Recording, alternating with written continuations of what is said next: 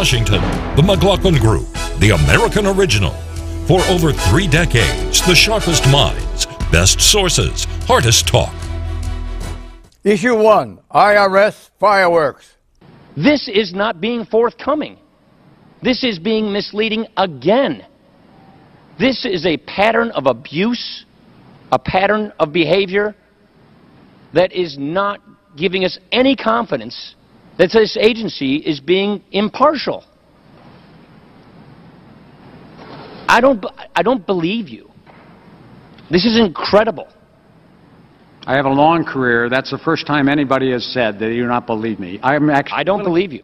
You have said today that there's no evidence of criminal wrongdoing. And I'm asking you what criminal statutes you have reviewed to reach that conclusion. I've reviewed no criminal statutes. IRS Commissioner John Koskinen appeared before 2 congressional committees this week and last to testify.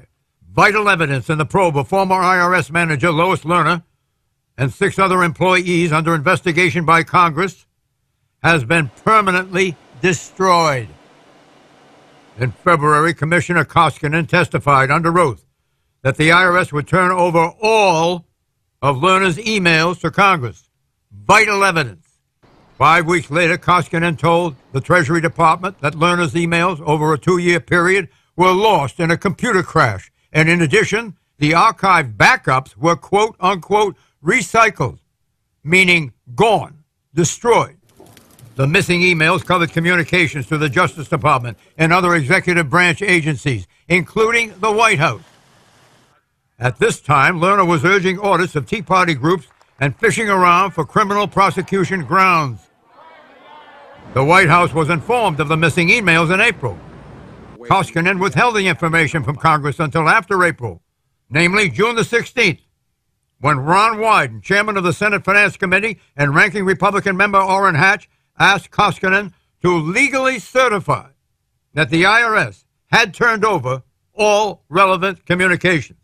The senators had asked Commissioner Koskinen to so attest as a prelude to closing the Senate probe into IRS harassment of conservative nonprofits. Only at this point, the Wyden-Hatch legal certification, did Koskinen acknowledge Lerner's missing email. He mentioned nothing, however, about the other 6 employees who also suffered computer crashes that obliterated emails investigators were and are seeking. Koskinen said nothing about those lapses in the documentary record until pressed by the House Ways and Means Committee. According to Koskinen, the IRS has destroyed all the crashed hard drives by putting them in the recycling bin.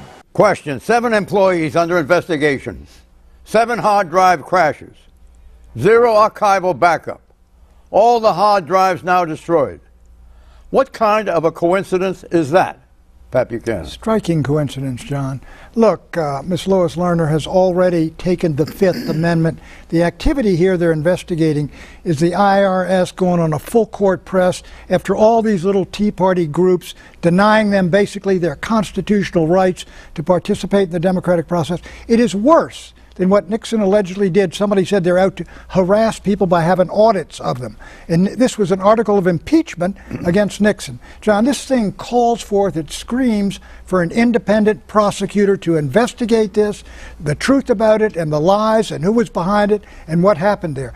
If, again, it were a Republican administration, the entire press corps would be all over it the way they were all over the break-in at Watergate. What do you think of that idea of an independent prosecutor? Pat is still looking for payback from the Nixon era. There has been nothing to connect this to Barack Obama. That's the one big missing link here.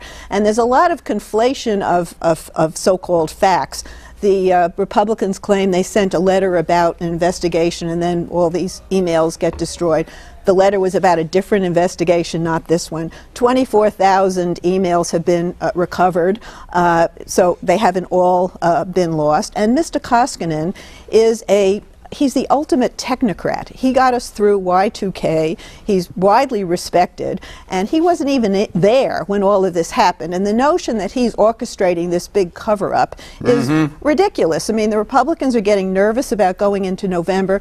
They got to rally their troops. Obamacare has lost some of its edge, and they're now trying to, you know, pump this up into a major scandal. If you can't connect it to the White House, you're not going to get people all worked up about it. Okay, Koskinen's contributions. Since 1989, Commissioner Koskinen has given $80,000 plus to Democrats. 2 years ago, he contributed $5,000 to candidate Obama's re-election drive. That was $80,000. Question, given this track record of financial support for Democrats, should Koskinen be judged as truly impartial? I ask you, Guy. Look, it doesn't matter, John, whether he should or he shouldn't. This whole scandal is so jacked up on the steroids of politics that it's hard to tell what's actually happening. You could come at it from both sides. One of the reasons, Eleanor, that the White House has not been connected to this is that a huge amount of data in the middle of the case appears to have been destroyed, possibly intentionally so. On the other hand, if we slow this down from the Republicans in the House who've gone nuts over it, this case involves also looking at liberal groups that might have been abusing their 501 status. So if we parse this down a little bit, it's entirely possible that the IRS had mid-level managers who were looking at trying to clean up the mess around the 501c 3 and 4 groups and political activity, but they're so inept, as the IRS notoriously is, that this thing has blown up in their faces. What do you think of that rendition? Do you think it was somewhat forced? Well, look, this thing does not pass the smell test. There's something that has gone on here. We don't know exactly what went on. So in that sense, given the stakes involved, given how important this can be, if there was real manipulation, then I think we have to have a further investigation. You're going to get both sides arguing it in two different ways. We've got to find some independent way to find out what really happened to all of this. Well, political groups, right or left, shouldn't be getting this huge tax break from the federal government. And they can easily fix that, go back to the original intent of that regulation, and portraying this as going after all these little Tea Party groups. Right. Well, they just were forming. This is Karl Rove, and this is it's a violation of their constitutional rights, and the person responsible is taking the Fifth Amendment. Right. Do you think somebody in the Nixon White House or any Republican administration would get away with that? Everybody in this city would be screaming for an independent counsel, if only to go after the folks over in the IRS. Question, hold on. If the 7 computer hard drives or the backup archives were deliberately destroyed to get rid of the emails, is it a criminal offense? I ask you. Yeah, I think it is a criminal offense. It's like, I mean, yeah, I appreciate that she pleaded the Fifth, but destroying evidence, this is a good question. Is this actually a federal investigation that involves law enforcement, or is it a congressional investigation that's largely political? And if it's a largely political investigation and evidence was destroyed, that's an unanswered question. It would be obstruction of justice. It would be obstruction of justice if it were a criminal investigation. But I think you got a point. If they're just looking at all this stuff and people threw their files out before it was turned into a criminal investigation, that's a different matter. Mort, the Los Angeles Times editorial board has called for an independent investigation of the IRS by an outsider with stature. Not an independent counsel, but an independent probe, if you can see any distinction there. Is that a good idea? I think some independent kind of review of this is absolutely essential, because if it gets caught up in the kind of politics that each side is going to sort of beat the other with, it's just not going to really deal with what the issue is. There is a real event here that took place that has to be properly explained. Maybe your version is right, maybe the other version is right. We have to find out independently. So do we want subpoena powers? We want subpoena powers for this gentleman. Absolutely. Or lady, whoever does the investigation. Absolutely. I believe there already have been investigations. And the power to prosecute wrongdoing. Absolutely. I'm going around the horn this way. There have already been investigations with the power of subpoena, and installing Mr. Koskinen in that job, he came in with this revered background.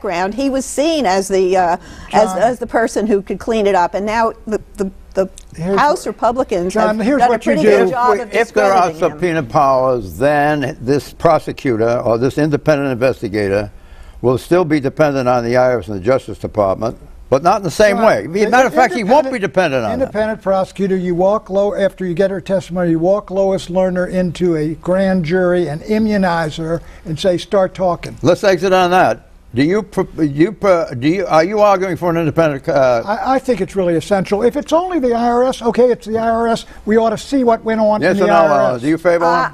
Why don't you offer Lois Lerner immunity before a congressional committee and see what she has to say? I think her lawyer has been fishing for that.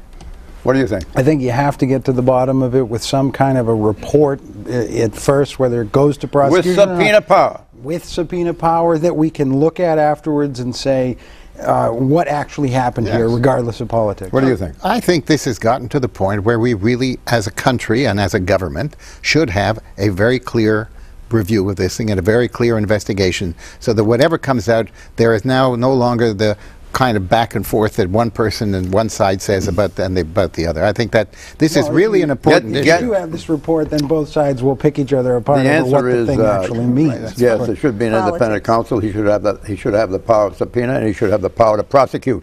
Pat, let me point out to you that this book by Patrick J. Buchanan, "The Greatest Comeback: How Richard Nixon Rose from Defeat to Create the New Majority," is a spellbinder. Well, thank you very much, John. It's the story of Richard Nixon's comeback from 2 defeats of his own in the Goldwater disaster of 1964. Great prose. Right through that time of riots and revolution and war and assassinations to win the White House in 1968, which no one could have imagined or expected 3 years before. Hilarious in places. It's he could be hilarious. Did you I got through about a couple of hundred pages last night. And loved it. What you've done is you have skipped in some places the chapter format, and you've gone into about 10 pages or 8 pages of a certain subject that interests you or a certain occasion, and those are gems. You know what I'm talking about? Well, thanks. When we were talking more, one of the chapters, little chapters, is about Nixon and I traveling to the Middle East right after the 6-Day War.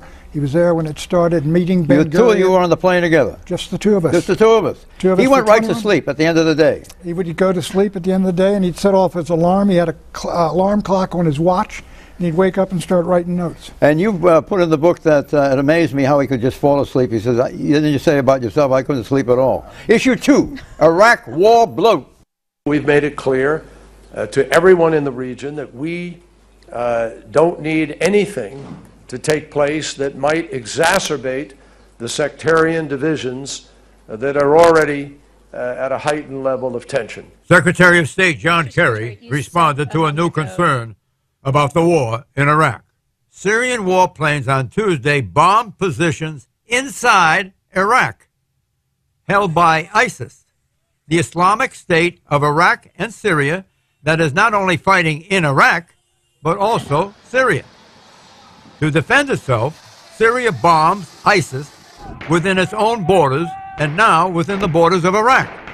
This week, in and around the town of Qim, a border town in Iraq used by ISIS.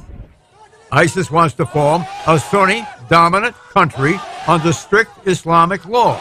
To accomplish that, ISIS already occupies about 1/3 of Iraq and is battling the forces of Iraq's Shiite leader, Prime Minister Nouri al-Maliki, who has formed a government, Shiite-dominated, that the Sunni population in Iraq resents.